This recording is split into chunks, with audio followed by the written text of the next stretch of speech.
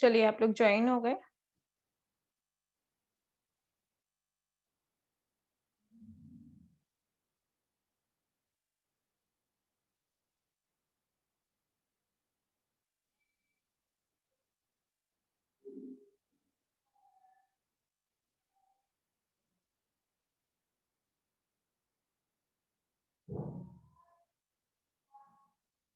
एक सेकेंड बेटा, कुछ प्रॉब्लम हो गई है, वो मैं सही कर रही हूँ।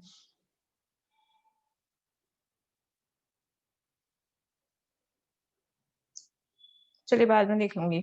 फिलहाल आप लोग देखिए, अभी मैंने आपको बताया degree of freedom.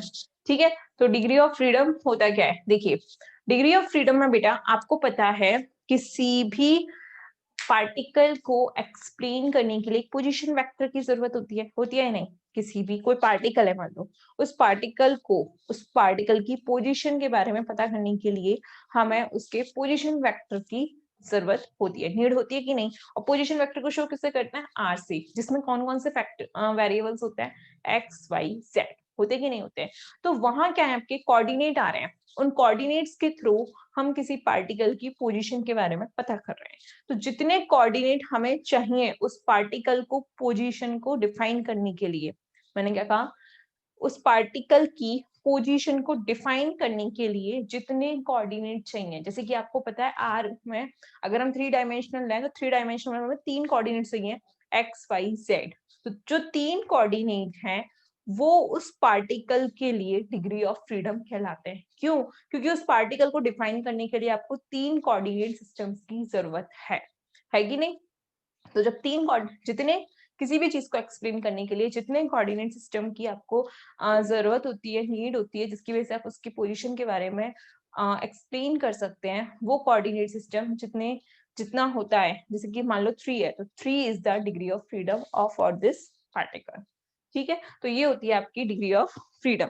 Degree of freedom का मतलब क्या है कि किसी भी पार्टिकल के कॉन्फ़िगरेशन को एक्सप्लेन करने के लिए हमें जितने भी कोऑर्डिनेट की नीड होती है वो कोऑर्डिनेट आपके डिग्री ऑफ फ्रीडम कहलाते हैं। जैसे कि मान लो कोई पार्टिकल है, उस पार्टिकल को हमने एक बॉक्स के अंदर रख दिया, 3 डायमेंशनल बॉक्स के अंदर, एक रूम के अंदर हमने उसे बंद कर दिया। तो उस रूम में उसको डिस्क्राइब करने के लिए 3 चाहिए, एक्स वाई जेड। अगर हमें 3 कोऑर्डिनेट की जरूरत चाहिए तो उस पार्टिकल के लिए उस 3D में, मतलब कि उस रूम के अंदर उस पार्टिकल को की जो डिग्री ऑफ फ्रीडम है वो कितनी हो जाएगी? 3। ठीक है, तो अब देखिए एज एग्जांपल मैं आपको समझा सकती हूँ। मान लो कोई पार्टिकल है, वो अगर आपका लीनियर मोशन कर रहा है ऐसे, यानी कि एक ही डायरेक्शन में जा रहा है। ठीक है, तो एक ही डायरेक्शन में जा रहा है, तो एक ही डायरेक्शन में जा रहा है तो उसको कोऑर्डिनेट भी कितना होगा? केवल एक होगा कि नहीं होगा? मतलब उसको एक्सप्लेन करने के लिए केवल एक कोऑर्डिनेट सिस्टम की हमें नीड है, तो वो एक कोऑर्डिनेट सिस्टम उसका डिग्री ऑफ फ्रीडम कहलाता है। किसके लिए? लीनियर मोशन में अगर कोई पार्टिकल मूव कर रहा है तो उसकी डिग्री ऑफ फ्रीडम कितनी होती है? 1। ठीक है, सेकंड देखिए, हाँ एक चीज और, डिग्री ऑफ फ्रीडम को हम या तो डीओएफ से या एफ, और 1 डायमेंशनल में कितनी हो जाएगी? 1, क्योंकि एक डायरेक्शन मूव कर रहा है ना। अगर आपका मोशन कैसा है? लीनियर मोशन है, 1 डायमेंशनल मोशन है, तो 1 डायमेंशनल मोशन में आपकी जो डिग्री ऑफ फ्रीडम होती है वो कितनी होती है? 1 होती है। ठीक है, सिमिलरली अगर आपका कण, आपका जो पार्टिकल है वो आपके 2D में मूव करे, 2D में मूव करे, 2D मोशन करे, ठीक है, तो 2D मोशन करेगा तो 2 कोऑर्डिनेट की नीड है। जब 2 कोऑर्डिनेट की नीड है तो 2D मोशन में डिग्री ऑफ फ्रीडम कितना हो जाएगा? 2, यानी कि F 2D बराबर 2। मोशन कौन सा हो रहा है? लीनियर ही हो रहा है, मोशन लीनियर ही हो रहा है, बट फर्क इतना है कि पहले तो एक लाइन में कराया था, अब क्या है, सेकंड नंबर पे एक आपने कोई बॉक्स ले लिया। ठीक है, वो बॉक्स कैसा है? 2 डायरेक्शन को डिफाइन कर रहा है। ओके, तो वो या तो इस साइड जाएगा पार्टिकल, इस साइड, तो उसको 2 कोऑर्डिनेट डिफाइन करने के लिए चाहिए, तो इसलिए उसकी डिग्री ऑफ फ्रीडम 3। लेकिन मोशन कैसा है? ट्रांसलेशन, सीधे ही सीधे मोशन कर रहा है, वो कहीं और नहीं जा रहा। ठीक है, तीसरा क्या है? अगर आपका पार्टिकल 3D 3D कोई चीज है उसके अंदर मोशन करे, और मोशन कौन सा है? ट्रांसलेशनल, लीनियर ट्रांसलेशनल मोशन ही है, और कोई मोशन नहीं है। ट्रांसलेशन, ना तो रोटेशन हो रहा है ना वाइब्रेट हो रहा है, केवल ट्रांसलेशन हो रहा है। ठीक है। तो अगर ट्रांसलेट कर रहा है तो उस कंडीशन में 3D मोशन में 3 कोऑर्डिनेट की जरूरत होती है, इसलिए डिग्री ऑफ फ्रीडम कितनी हो जाएगी उसकी 3। ठीक है, तो F3D इक्वल्स टू 3, यानी कि किसी भी पार्टिकल के ट्रांसलेशन मोशन को एक्सप्लेन करने के लिए मैक्सिमम 3 कोऑर्डिनेट की रिक्वायरमेंट हमें होती है। दैट्स व्हाई आपके ट्रांसलेशन मोशन की मैक्सिमम डिग्री ऑफ फ्रीडम कितनी होती है 3। ठीक है, 3 से ज्यादा नहीं होती। ओके, ठीक है। तो ट्रांसलेशन मोशन के लिए डिग्री ऑफ फ्रीडम कितना हो गया 3। बट इस कंडीशन में भी एक कंडीशन है। इस कंडीशन में ये कंडीशन है कि आपका जो क्या कहते हैं मॉलिक्यूल है वो मोनो मॉलिक्यूल होना चाहिए, मोनो मॉलिक्यूल, जैसे कि हीलियम गैस है ना, नियॉन गैस, इस टाइप का मोनो मॉलिक्यूल होना चाहिए, mono atom, molecule mono atom. Okay, mono atom होना चाहिए। और मोनो एटम को ट्रांसलेशन मोशन करने के लिए मैक्सिमम 3 डिग्री ऑफ फ्रीडम की रिक्वायरमेंट होती है। समझ में आया? 1D मोशन में 1 की होती है, 2D मोशन में 2 डिग्री ऑफ फ्रीडम होते हैं और 3D मोशन में 3 डिग्री ऑफ फ्रीडम होते हैं। ठीक है, जनरली हम इसको एक नॉर्मल फॉर्मूले से लिख सकते हैं। कैसा फॉर्मूला होता है वो देखिए।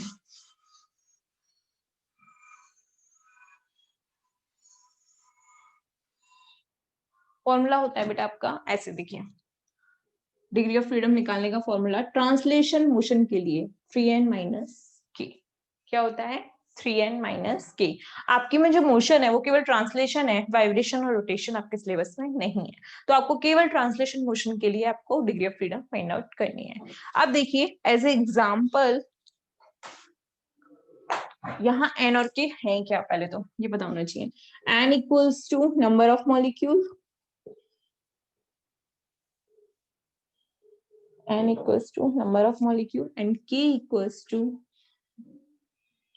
to number of bond, number of bond। Okay, bonds की, और बॉन्ड भी कौन से, सिग्मा बॉन्ड, पाई बॉन्ड नहीं, सिग्मा बॉन्ड।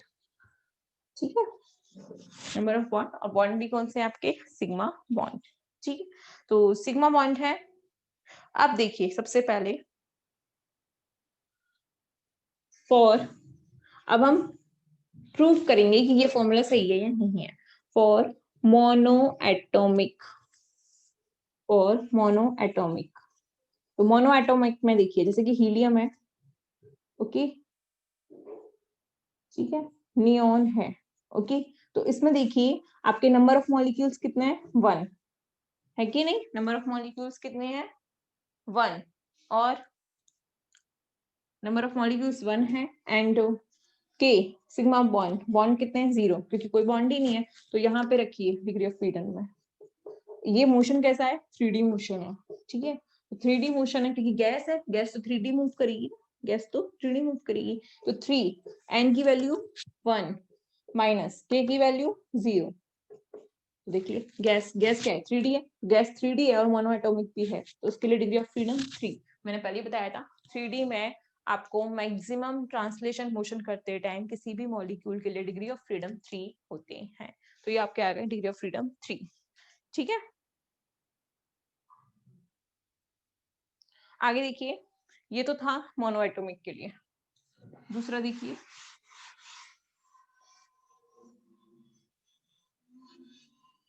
अब छोटे छोटे टॉपिक्स हैं, अब तक बड़े बड़े थे, अब छोटे छोटे हैं। ठीक है, दूसरा देखिए, अगर आपका मॉलिक्यूल डाई एटॉमिक है, कैसा है, डाई एटॉमिक मॉलिक्यूल है। ठीक है, और डाई एटॉमिक मॉलिक्यूल में आपको पता है बेटा कितने एटम्स होते हैं 2, जैसे कि हाइड्रोजन, तो H और H, बॉन्ड कितना है यहाँ पे 1 है कि नहीं। तो इस डाइएटॉमिक मॉलिक्यूल के लिए आप डिग्री ऑफ फ्रीडम निकालिए। तो डिग्री ऑफ फ्रीडम कितनी होती है, F equals to 3n minus k।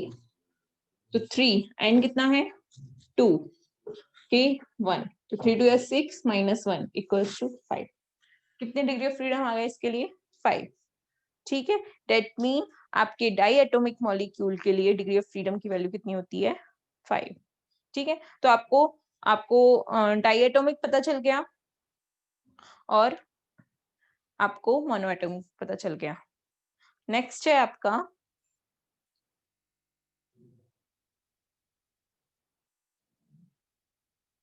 Polyatomic. Next है आपका पॉलीएटॉमिक। पॉली मतलब बहुत सारे, पॉलीएटॉमिक। कितने भी एटम्स हो सकते हैं पॉलीएटॉमिक के अंदर, ठीक है। तो हमें नहीं पता कितने एटम हैं, लेकिन पॉलीएटॉमिक जो होता है ना बेटा, वो आपकी स्ट्रक्चर पे डिपेंड करता है कि उसका स्ट्रक्चर कैसा है, ठीक है। तो पॉलीएटॉमिक में देखिए, जैसे कि मान लो H2O है, H2O नहीं, पहले तो आप मान लो CO2। तो CO2 देखिए ऐसे होती है कि नहीं होती, ठीक है। तो CO2 ऐसे होती है, ओके।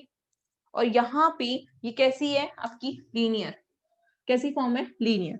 तो मैंने क्या कहा, पॉलीएटॉमिक स्ट्रक्चर पर डिपेंड करती है। तो पहली बात तो अगर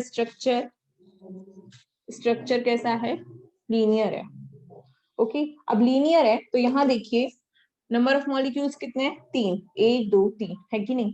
और बॉन्ड कितने हैं, सिग्मा बॉन्ड, ये तो पाई है ना एक एक, तो 2 ही रह गए। तो बॉन्ड कितने हैं, 2। तो यहाँ से आप लोग निकालिए डिग्री ऑफ फ्रीडम। 3, n की value 3 minus 2, 3 3 9, 9 minus 2 7। Degree of freedom कितने हो गए, 7, ठीक है। और यही यदि आपके लीनियर ना हो के, मैंने क्या कहा, यही आपके अगर लीनियर ना हो के कैसी हो, लीनियर ना हो के नॉन लीनियर हो, नॉन लीनियर, ओके। तो नॉन लीनियर होने पे देखिए नंबर ऑफ मॉलिक्यूल्स 3 ही होंगे। और नॉन लीनियर होने का मतलब क्या हो गया कि आपका रोटेशन में हो, रोटेशन में हो।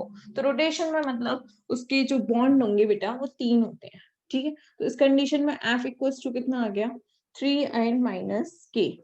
तो 3 इंटू 3 माइनस 3 बराबर 6। डिग्री ऑफ फ्रीडम इस केस में कितने हो जाएंगे, 6, ओके। आया समझ में, डिग्री ऑफ फ्रीडम कितने हो गए,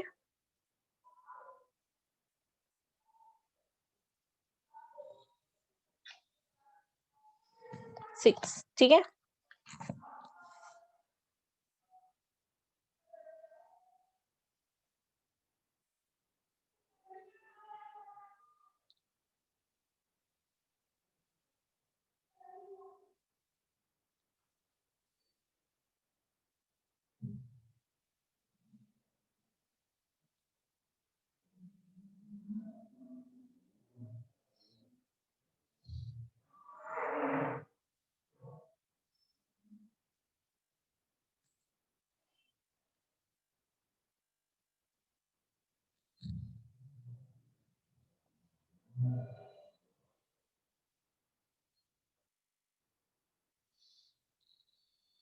हो गया ये। मैम डाइएटोमिक के लिए 5 होती है, जिसमें से 3 तो ट्रांसलेशन होती है और दो वाइब्रेशन होती है बेटा।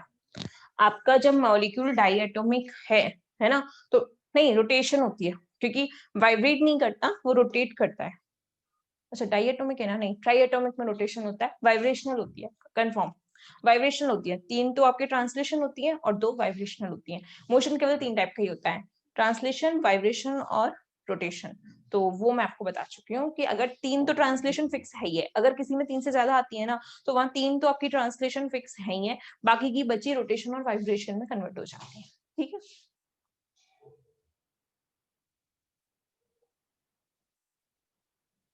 ओके, नाउ नेक्स्ट टॉपिक है,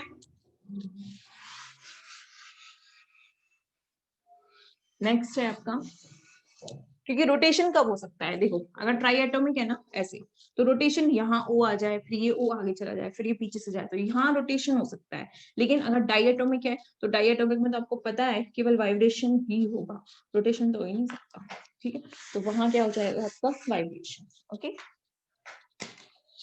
देखिए नेक्स्ट है heat capacity, heat capacity topic है नया in classical physics, heat capacity in classical physics, okay। Classical physics में हीट कैपेसिटी क्या होती है, अब तक आप लोग हीट कैपेसिटी पढ़ रहे थे, बट क्लासिकल फिजिक्स के अकॉर्डिंग बेटा आपकी जो हीट कैपेसिटी है उसको पहली बात तो सी से शो करते हैं। दूसरी बात, हीट में टेम्परेचर के रिस्पेक्ट में जो चेंज होता है, यानी कि टेम्परेचर जैसे जैसे हम चेंज कर रहे हैं तो कोई सिस्टम कितनी हीट ले रहा है या कितनी हीट दे रहा है, तो हीट को एक्सेप्ट करने की कैपेसिटी या हीट को देने की कैपेसिटी किसके रिस्पेक्ट में, टेम्परेचर के रिस्पेक्ट में, वो क्या कहलाती है आपकी हीट कैपेसिटी।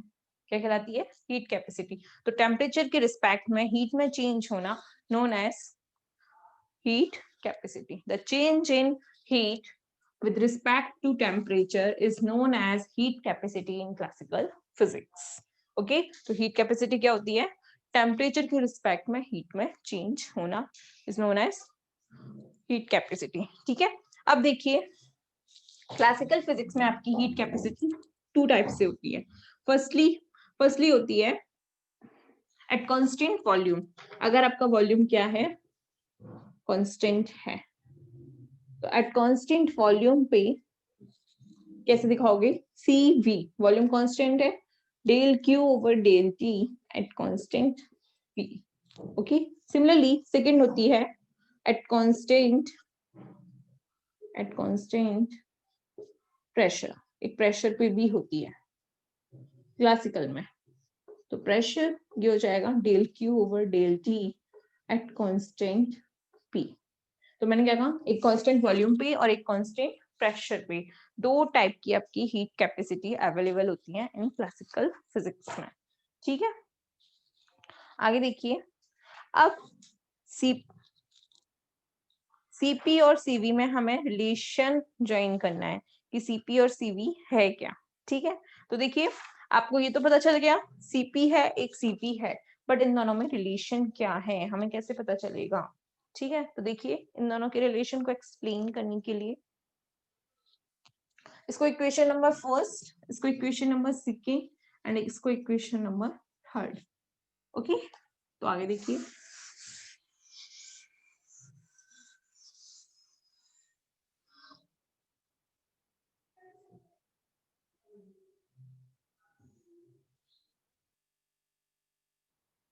देखिए from first law of thermodynamic. First law of thermodynamic क्या होता है,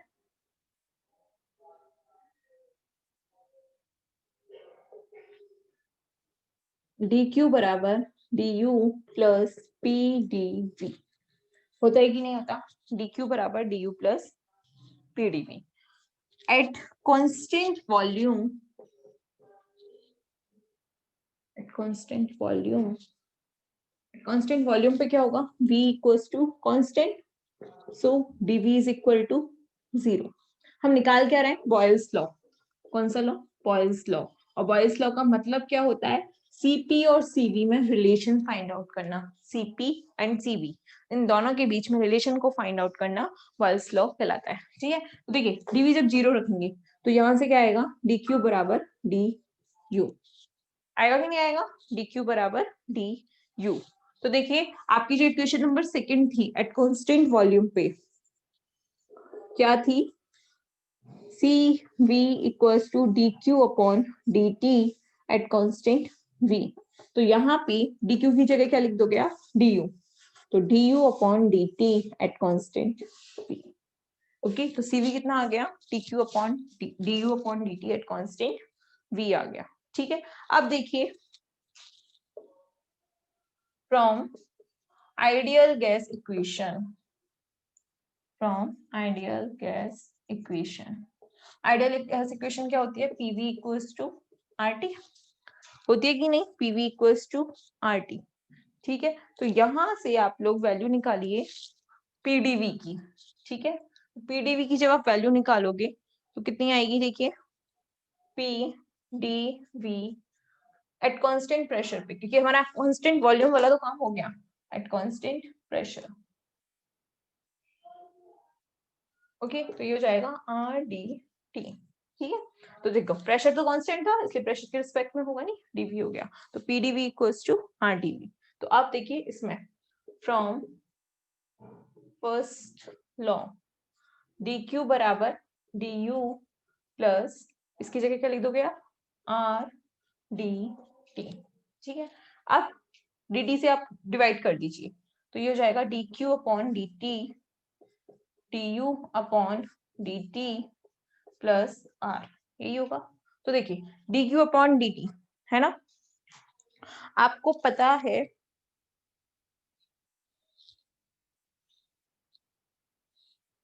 dq अपॉन dt आ गया। तो देखिए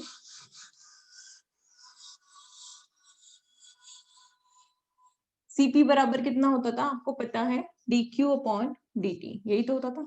तो dq की वैल्यू कितनी है, dq अपॉन dt की वैल्यू कितनी है, du upon dt plus r cp, और du अपॉन dt कितना आया था, cv आया था plus r।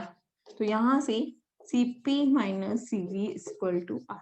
This is known as Boyle's law, ठीक है, sorry Mayer's law, Boyle's Mayer's, Mayer's होता है इसका नाम, बॉयल्स तो सी और वो टी और पी के बीच में रिलेशन होता है, मेयर्स लॉ। ये बहुत इंपॉर्टेंट है, पेपर में डेफिनेटली मेरे टाइम पे भी पूछा गया था, मेयर्स लॉ, ठीक है। और इन दोनों का जो रेशियो है, ये तो क्या हो गया मेयर्स लॉ, और मेयर्स लॉ का जो रेशियो है यानी कि सीपी अपॉन सीवी, इसका CP upon CV equals to होता है गामा, कितना होता है गामा, ठीक है। सीपी अपॉन सीवी क्या होता है आपका गामा, ओके।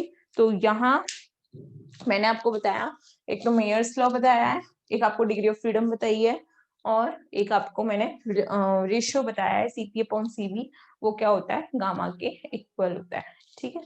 तो तीन चीज मैंने आपको इसमें बताई है, किसमें, मॉलिक्यूलर डिस्ट्रीब्यूशन जो भी आपका लॉ था किसका, मैक्सवेल के अकॉर्डिंग, ठीक है। कल मैं आपको इंटरनल एनर्जी कराऊंगी, इंटरनल एनर्जी, फिर उसके बाद में मैं आपको कराऊंगी इंटरनल एनर्जी की फॉर्म में आप लोग सीपी और सीवी और उनका रेशियो कैसे निकालोगे, ठीक है। फिर ये सारी चीजें आपकी वन एटॉमिक मॉलिक्यूल के लिए भी आएंगी, और फिर उनकी डाई एटॉमिक मॉलिक्यूल के लिए भी एंड ट्राई एटॉमिक मॉलिक्यूल के लिए भी। उसके बाद बेटा आपको मैं कुछ फॉर्मुलेज लिखाऊंगी जो कि आपके होंगे, root mean square, velocity, most probable, पहले वो होती क्या है वो समझाऊंगी, उसके बाद फिर मैं आपको वो वेलोसिटी के बारे में बताऊंगी, ठीक है। अभी नमन आपको क्यों हंसी आ रही है, नमन टेल मी हंसी क्यों आई आपको,